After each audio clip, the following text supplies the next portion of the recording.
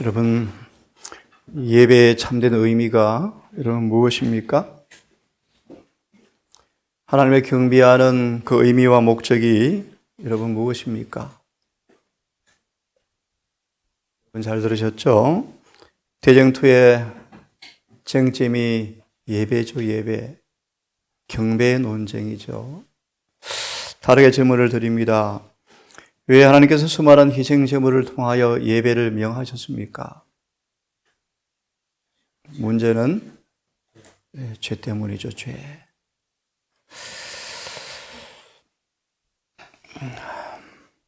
죽은 형식의 반복, 의식의 반복, 알맹이 없는 껍데기의 신앙, 날마다 새로워지지 아니하는 죽은 형식주의, 그런 모습이 될까 정말 두렵고, 아침에도 말씀을 묵상하면서 설교자의 중요한 책무가 기억이 나면서 끊임없이 그들의 마음속에 십자가를 높이지 아니하면 죄에 대해서 무디어지고 무감각해지고 예배는 그냥 형식주의로 전락해버리고 의식의 반복이 될까 두렵다는 생각이 들어지면서 이 말씀을 다시 여러 말씀으로 조명해 보았습니다.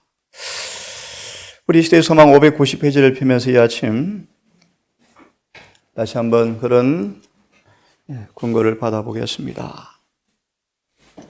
590페이지 바로 밑에 문단을 읽고 이 아침 사탄이 미혹해하는 쉼이 없이 노력하는 마귀의 그 기만을 술책을 좀 생각해 보면서 우리 예배가 늘 생동함 있고 경건하고 소망이 넘치고 감사가 넘치고 죄에 대한 참여 고백이 뒤따르는 그런 신령한 예배가 될 수 있도록 이 동살이 끊임없이 새로워지는 경험이 있게 되기를 간절히 바랍니다.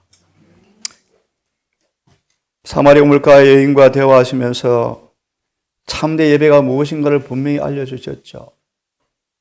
참된 예배란 실생활에 하나님의 율법이 도입되어져서 우리의 삶의 거듭남을 통하여 그분의 계명을 지키지 않는 모든 예배는 다 거짓 경배라 그랬죠. 읽어보면서 말씀을 드립니다. 예수께서는 죄 없는 희생 제물을 바라보셨으며 또한 유대인들이 어떻게 이 거대한 집회를 유혈과 잔악으로 물들였는지를 보았다. 이사야 66장 3절 4절 이사야 66장 3절 4절 나중에 읽으십시오. 소를 잡는 것은 살인과 다름이 없고 양을 죽이는 것은 개의 목을 꺾는 것과 다름이 없고 거대한 가축시장과 도살장으로 성전이 바뀌어버렸습니다. 이사야 58장의 말씀처럼 하나님을 알리기 위해서 열심으로 주의 전을 찾지만 주먹으로 싸우고 다투고 있습니다. 긴 기도를 드리지만 기도가 응답이었습니다. 성령이 예배 중에 없습니다. 58장의 모습이죠. 여러분 이해가 간지 모르겠습니다. 예수께서 희생제물을 바라보고 있는데 제사장 양을 잡는데 유혈과 잔악으로 물들여지는지를 보았다. 무수한 죄 없는 짐승이 죽는데 왜 죽는지, 왜 죽어야 하는지 의미도 모르고 좀 읽어드릴게요. 하나님을 오해하고 성경을 그릇 해석하고 곡해하고 좀 더 읽습니다. 겸손히 죄를 회개하여야 할 장소에서 마치 하나님께서 무증한 봉사로 영광을 받으시는 것처럼 그들은 짐승들의 희생을 증가시켰다. 어찌 일이 가능했을까? 지금 우리는 어떨까? 라오디게의 특징이 뜨뜻미지근이죠. 다른 표현을 말씀드리면 죽은 형식주의라고 표현하죠. 죽은 형식주의. 안식일의 예배의 반복. 왜 그런가를 보십시다. 제사장들과 관원들은 이기심과 탐욕으로 저희 마음을 굳게 하였다. 참. 하나님의 어린 양을 가리키는 그 상징물로 상상이 안 갑니다. 돈 모으는 방편으로 삼았다. 참 가능할까요, 여러분? 이렇게 해서 백성들의 눈에는 제사의식의 신성성이 크게 훼손되었다. 예수의 마음에는 분노가 일어났으며 세상 죄를 위하여 곧 흘리게 될 당신의 피도 그들이 끊임없이 흘리던 짐승의 피처럼 제사장들과 장로들에게 그의 감사의 여김을 받지 못할 것을 그분은 아셨다. 우리에게 묻습니다. 예수의 피가 우리에게 어떤 효능이 있습니까? 지금 저처럼 37년, 60년, 40년, 10년 재림신앙을 하였지만 그분의 피가 어떤 효능을 여러분 지금 나타내고 있습니까? 병이 낫고 있습니까? 나았습니까? 여전히 골마 터졌습니까? 새로워지고 있습니까? 그분의 피가 거의 감사 여기지 못할 것을 그분은 아셨다. 그리스도께서는 이러한 행습들에 대하여 선지자들을 통하여 경고하셨다. 사무엘은 여호와께서 번제와 다른 제사를 그 목소리 순종하는 것을 좋아하는 것 같이 좋아하시겠나이까? 순종이 제사보다 낫고 듣는 것이 수양의 기름보다 나으니라고 말하셨다. 그리고 이사야는 유대인들이 베드로를 예언적 계시를 통하여 보면서 이렇게 표현합니다. 저희에게 소돔과 고모라의 관원들에게 말하듯이 너희 소돔의 관원들아, 누구요? 유대인의 베드로를 바라보면서 유대의 관원들을 가리켜서 소돔의 관원들아라고 표현합니다. 고모라의 관원들에게 말하듯이 여호와의 말씀을 들을지어다. 너희 고모라의 백성들아, 누구요? 교정 8권 9권 재림 교인들들, 너희 고모라의 백성들아. 마태복음 23장 심판날에 두로와 시돈이 훨씬 더 심판이 가벼울 것이다. 예수님 당시에 유대인 가운데 문둥병자가 몇 명 나왔느냐? 놀라운 일이요. 엘사 시대 이방인의 나만 한 사람만 나왔는데 이스라엘 땅에 문둥병자가 그렇게 많았지만 나은 자가 있느냐? 오늘 개신교 안에 희어져 추살 곡식이 많이 기다리고 있답니다. 그런데 재림교회 안에는 구원받을 자가 거의 없답니다. 충격이죠. 충격이죠. 왜 주님이 교회 문을 닫고 계십니까?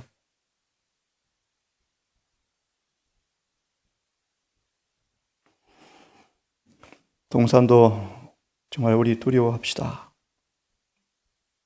너희 고모라의 백성들아, 우리 하나님의 법에 귀를 기울일지어다. 여호와께서 말씀하시되 너희 무수한 재물이 내게 무엇이 유익하냐? 수양의 번제와 살진 짐승의 기름에 나는 배가 너무 불렀다. 진물 난다, 신물 난다. 나는 소송아지나 어린 양이나 순념소의 피를 기뻐하지 아니하노라. 이런 말씀 들어봤습니까? 희생 제사를 드리며 주님은 양 고기를 먹도록 허락하셨다. 여러분, 왜 구약의 제사제도에 제사를 한 다음에 왜 양고기를 먹었습니까? 맛있게 먹으라고요? 참회와 고백과 희생제물의 의미와 우리 위한 무한한 희생과 그분의 사랑을 끊임없이 상기할 터인데 시국의 탐욕으로 고기를 먹었다고 성소시들을 빗두어서 교회가 고기를 먹어요?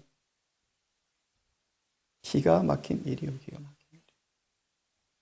예수님도 생선을 먹었다? 얼마나 말씀을 곡해합니까? 곡해. 더럽힙니까? 방금 말씀을 드렸죠.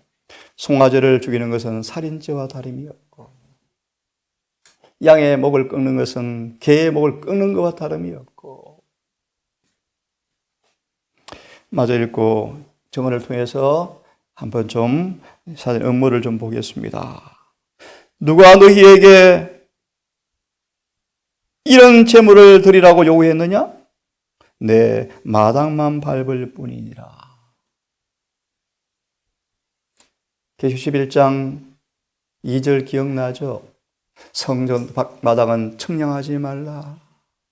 성소 안에서 경배하는 사람만 청량하라. 성소 바깥은 이방인에게 내어주었으니 그들이 한때 두때 반때 마을 2달 동안 그들을 더럽히리라 점령하리라. 좀 쉽게 말합시다. 언어적으로 성전 마당에 있는 사람들은 마귀의 밥이요, 밥. 마귀의 밥이요. 성전 마당만 밟을 뿐이니 그러면 너희는 스스로 깨끗하게 하며 내 목전에서 너희의 악업을 버리고 악행을 그치고 선행을 배우며 공의를 구하며, 이게 예배의 본질이죠. 한마디로 죄를 그치고 의를 행하는 것입니다. 이게 예배의 본질이죠. 십자가의 목적이죠. 요한 13장 14절의 말씀, 십자가의 효능. 다시는 우주에 죄가 안 생기게 만들어버리죠. 다시요. 십자가의 효능이 뭡니까? 읽어보십시오. 사단도, 유혹도, 죄도, 시험도 영원히 죄가 없는 우주로 다 회복하는 게 십자가의 효능이죠.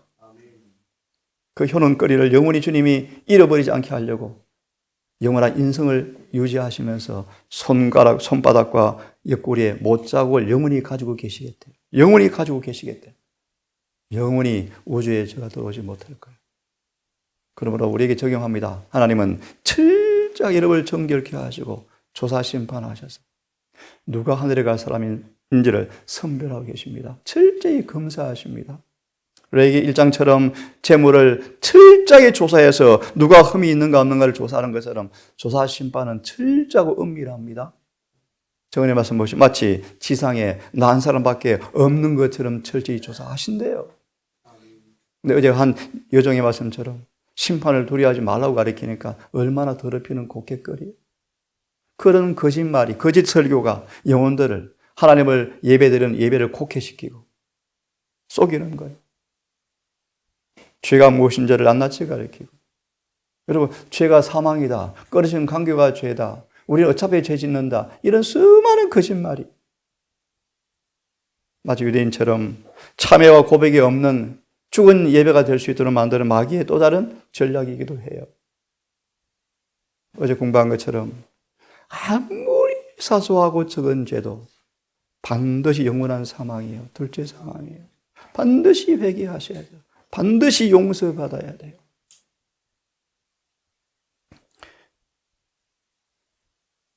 악업을 버리고 악행을 그치고 선행을 배우며 공의를 구하며 학대받는 자를 도와주며 고아를 위하여 신원하며 과부를 위하여 변론하라 하셨느니라고 하셨다.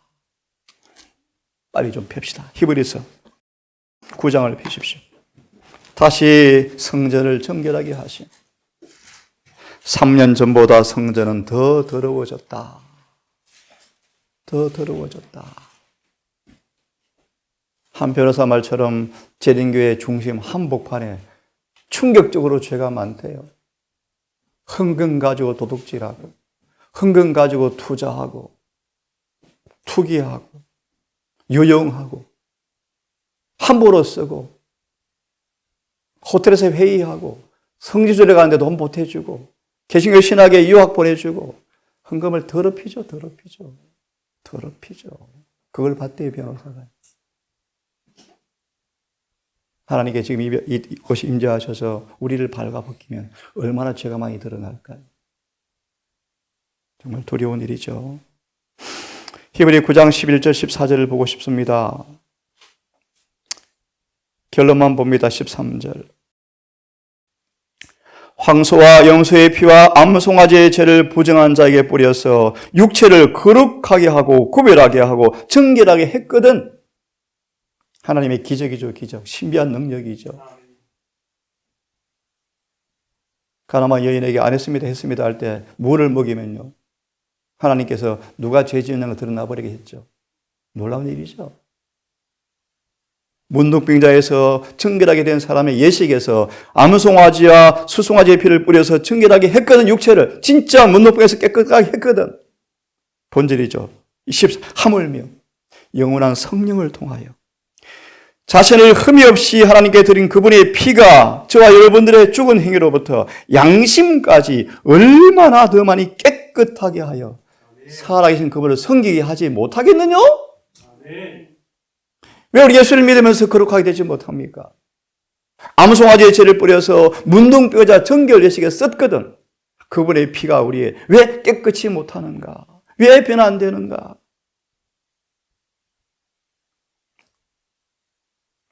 여러분, 이 구절을 주석을 좀 보시겠습니까? 복음 성경 주석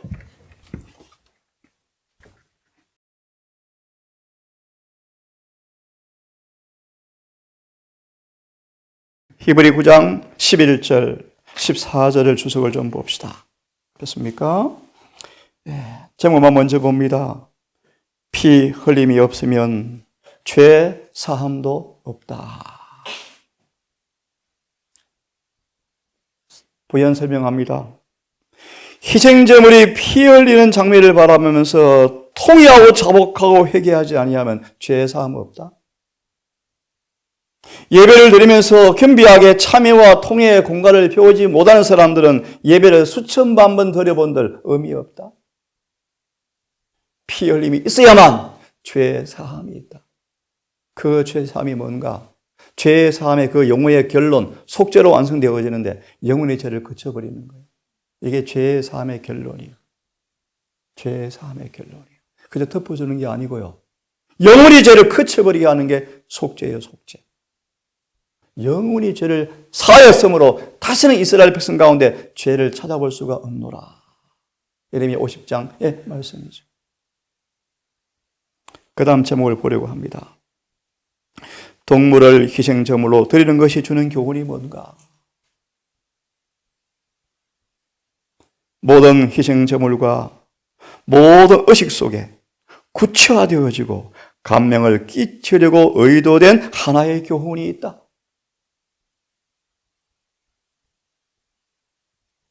예수 육세 부모님 마리아와 요셉이 가난해서 제물을 드릴 돈이 없죠.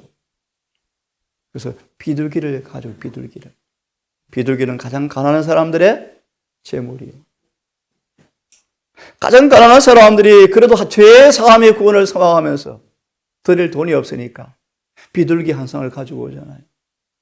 그걸 보고 제사장들은 요셉과 마리아를 주목하지 않았다. 돈이 안 되거든요. 학위도 없고 돈도 없고 별 볼 일 없으니까 별로 관심이 없대요.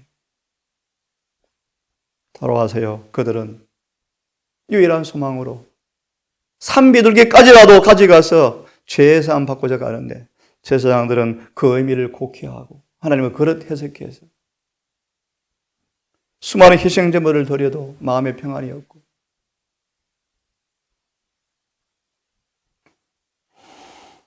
마저 읽어봅니다.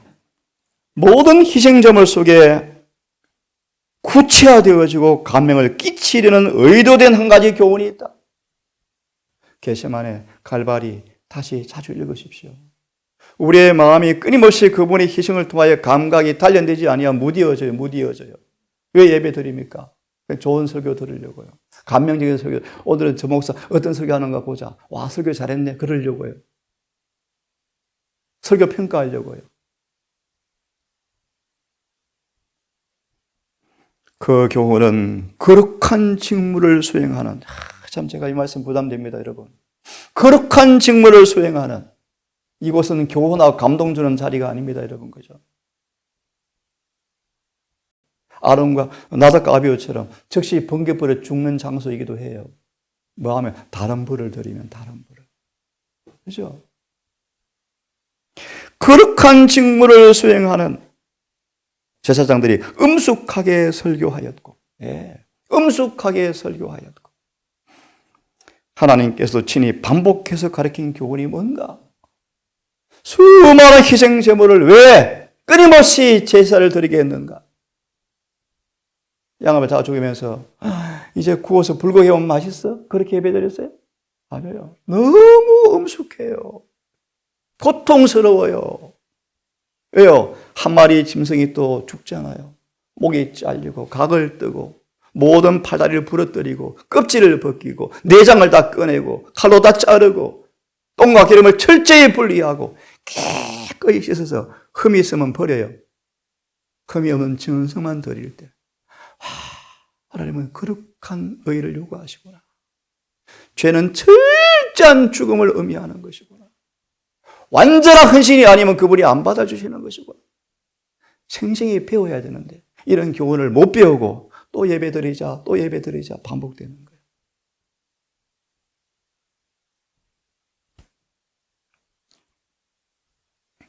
그것은 무엇인가?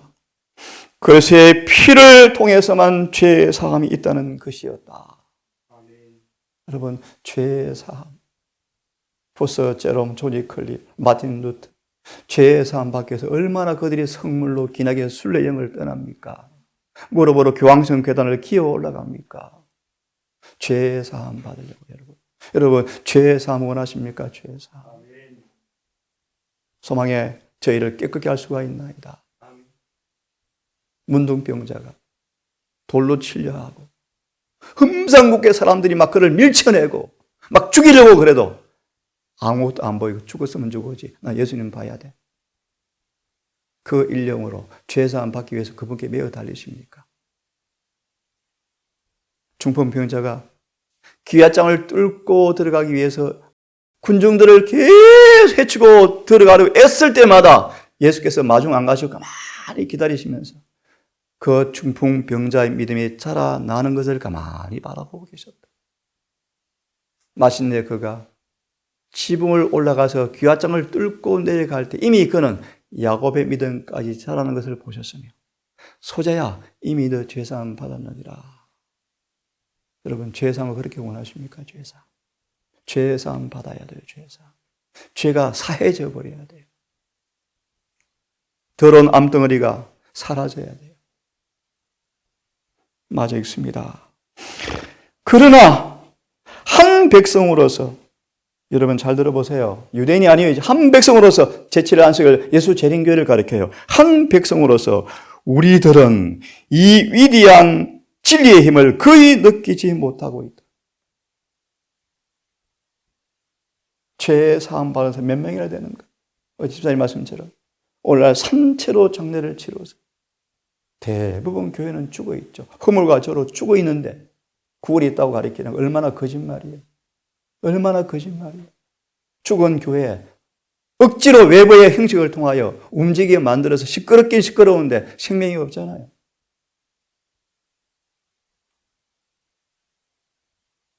우리 살아있는 믿음과 기가 막힌 얘기요. 살아있는 믿음과 여러분 살아있는 믿음이 뭐죠? 야곱 2장을 보셨습니까? 살아있는 믿음이 뭡니까? 반드시 행함이 나타나고 다르게 말하면 열매가 맺히죠. 믿음으로 의로워지죠. 히브리 11장 믿음으로 의를 행하고 믿음으로 불을 끄고 믿음으로 부활하고 믿음으로 세상을 이기고 믿음은 반드시 의를 만들어내죠. 의를. 살아있는 믿음이죠. 살아있는 믿음. 죄를 지을 수 없죠.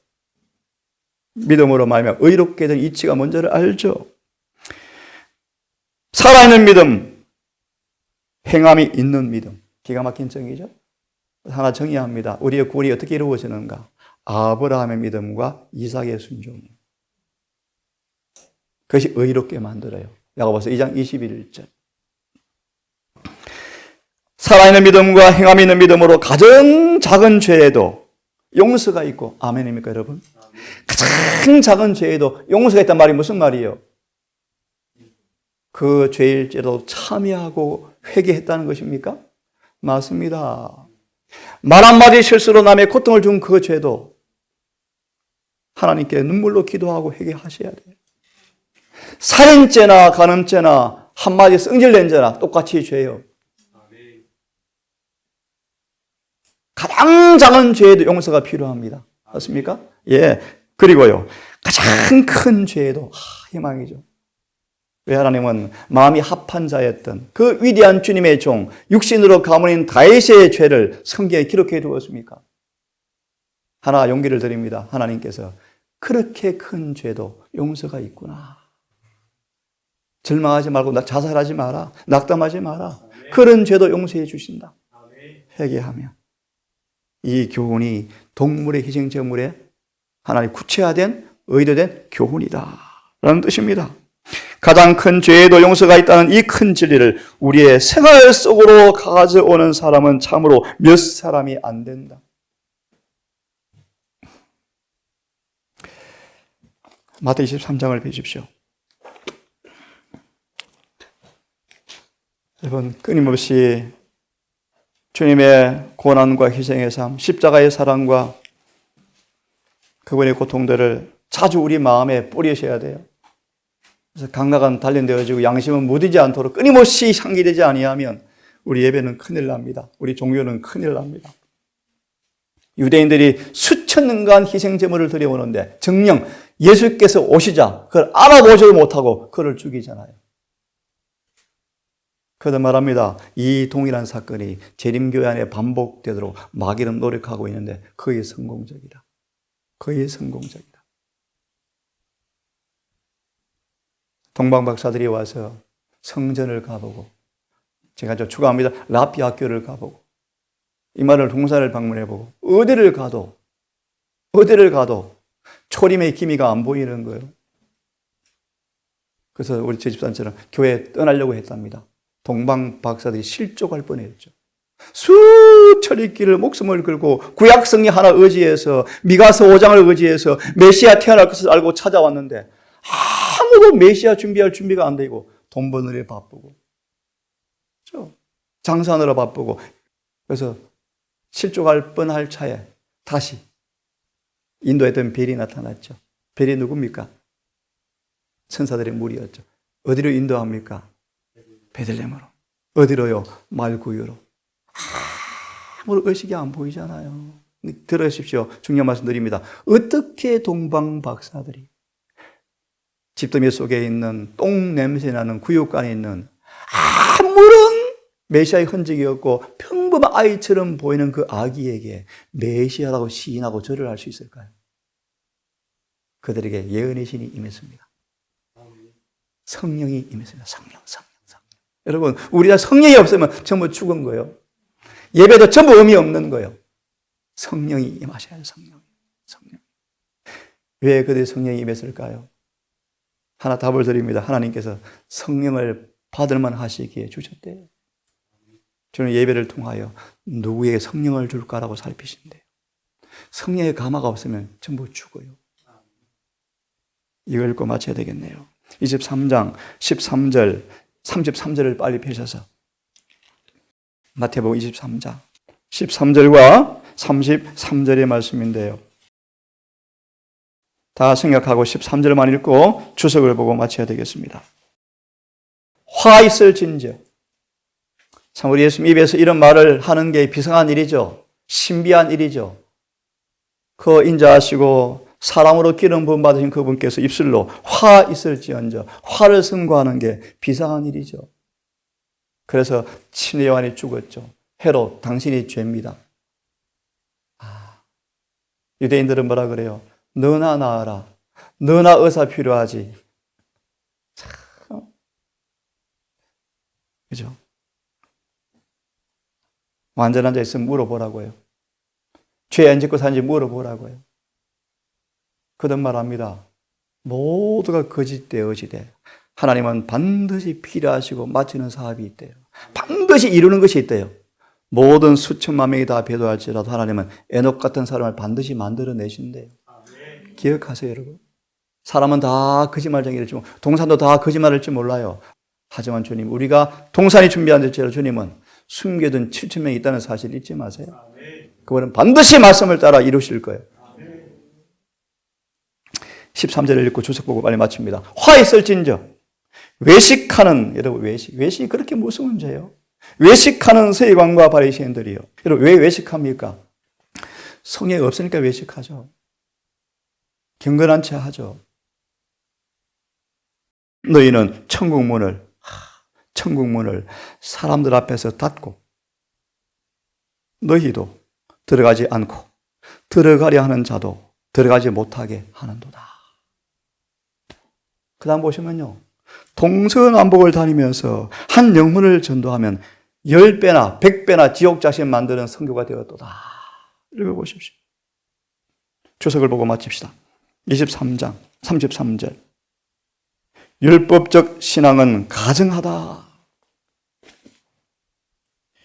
여러분, 율법주의 신앙 왜 말씀드리는가를 들으십시오. 바리새의 교인들을 책망하신 그리스도의 책망은 마음의 처음 사랑을 잃어버린 사람들에게 적용될 수 있다. 누구요? 제7일 안식일 예수 재림 교회예요. 처음 듣는 분을 위해서 계시록 2장 4절로 기억합니다. 첫 사랑을 잃어버린 것은 모든 것을 잃어버린 것을 의미함. 전부를 잃어버린 것이.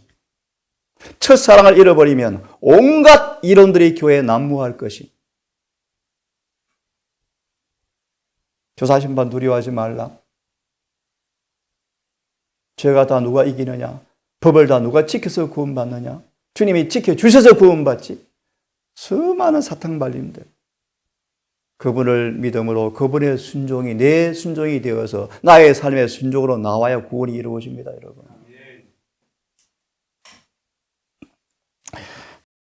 냉랭하고 율법주의적인 신앙은 영혼들을 결코 그리스도로 인도할 수가 없다. 사랑도 그리스도 없는 신앙이기 때문에 스스로 어렵다는 정신으로 금식을 하고 기도를 드릴 때 그것들은 하나님 보시기에 가증하다. 경배에 드리러 모이는 엄숙한 집회, 반복되는 종교 의식들, 거짓 겸손, 강요된 희생, 이 모든 것이 세상에다 선포하고 있는 증언은 이런 일들을 행하는 사람들이 자신들을 어렵다고 생각하는 것이다. 이런 일들은 엄격한 의무의 준수자들에게 주목을 받는다. 이 사람은 하늘나라에 들어갈 자격이 있다라고 말한다. 그러나 그 모든 것은 다 속임수다. 이미 드려진 위대한 재물은 그를 믿는 모든 사람들에게 충분하다. 무슨 뜻인지 아시겠습니까, 여러분? 내일 아침 또 드리겠습니다. 교도 반복하고 여러 번 새벽 기도를 하고 안식 예배를 드리고 가정에 늘 환송 예배를 드리고 20년, 30년, 60년 끊임없이 드려오지만 그분의 피가 우리를 변화시키고 있습니까? 죄를 깨끗게 하고 있습니까? 기도합시다. 아버지, 이해하신 우리의 마음이 살같이 부드럽고 감각이 예민해지고 양심은 청결해지고 지성은 순결해져서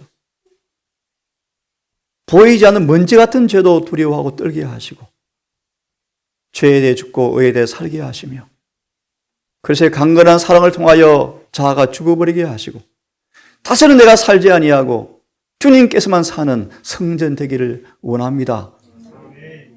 이 한날 오직 성령을 통해서 우리를 성전으로 만드시고 성전 안에 절대로 죄가 용납되지 않도록 우리를 지켜주시고 이 한날 의와 진리와 거룩함을 따라 지으심 받은 새 사람으로 오늘도 살아가게 해 주시옵소서. 우리 가족들 오늘도 삶의 의무의 무대로 나아갑니다. 전신갑주를 입고 기도로 무장하고 은혜로 전신을 감싸서 오늘도 에녹처럼 살게 도와 주시옵소서. 이 동산이 더 높은 꼭대기에 올라서서 뚜렷하게 구별되어지고 분명하게 구별되어지고 삶과 우리의 행동으로 율법이 수보되어지는 모습 되게 해 주시옵소서. 예수님 이름으로 기도드리옵나이다.